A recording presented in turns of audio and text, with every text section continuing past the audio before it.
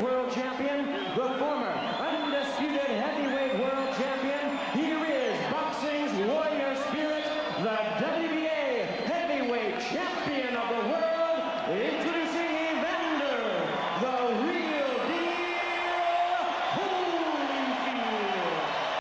Hey everyone, how are you all doing? So, I really tried to avoid watching the Holyfield-Belfort fight, and did successfully, until a couple of my friends sent me the fight to watch after the fact, and saying it was terrible would be an understatement.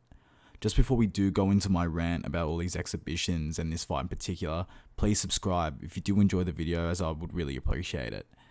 Also, if you are a Holyfield fan who is as sad as I made a whole video dedicated to Holyfield's legendary career, which I will leave in the pinned comment of this video, as well as I will not be using any footage of the fight itself for copyright reasons, and as well I'm just going to be playing some of Holyfield's great highlights in his prime rather than his latest exploits, as I want everyone to remember the beast he was. Now, getting straight into it, there have been fighters who have made comebacks or fought for way too long over boxing's history, such as Ray Leonard, John L. Sullivan, Duran, Thomas Hearns, etc. But I don't remember one being as bad as this one in the modern age. Holyfield should have never fought. I don't even understand how they could genuinely sanction it. Holyfield is 58, been through more wars than any fighter of recent memory, fought way too long to begin with, looked atrociously slow and weak in his training videos, as well as slurs all his words, and then was somehow deemed medically fit to fight. Just to highlight how bad his speech has gotten, I'm going to put a short segment here comparing how Holyfield used to talk and how he talks now, just so you can get an idea of the current situation. Does it feel much different to you to walk into your dressing room now that you're a full heavyweight instead of a cruiserweight? Well, I feel no different. I think each and every fight is important, and so it's no different. Years, I said no. He said, because I got to know, because I ain't got that much time.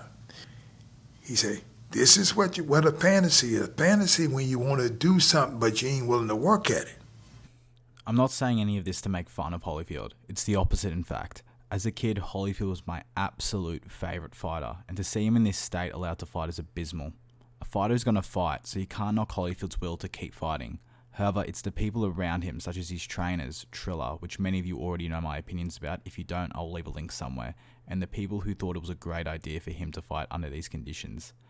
It's greed. They want to capitalise on the name and the nostalgia factor these fighters bring, so they can make as much money as possible while these legends are risking their lives.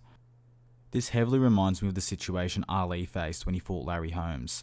Ali, prior to the fight with Holmes, couldn't even touch his nose with his finger when doing the medical. However, they let the fight continue because he's Muhammad Ali and he was going to make him a lot of money. Why do they let these heroes risk their lives at such an advanced age over and over again? It's not safe, and eventually someone will get badly hurt, as many people do in boxing. Boxing is not golf or any non-contact sport where a legend can come out of retirement, enjoy his time doing the thing he loved without the potential of brain damage or death. When these older fighters come out of retirement, they're not just risking a loss or their pride, they are risking their livelihoods and their health. It's just not a bit of fun. It's farcical.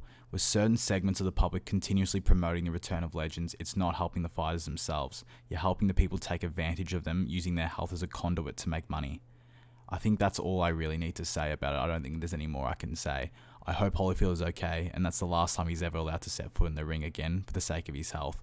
Thanks for the memories, Evander.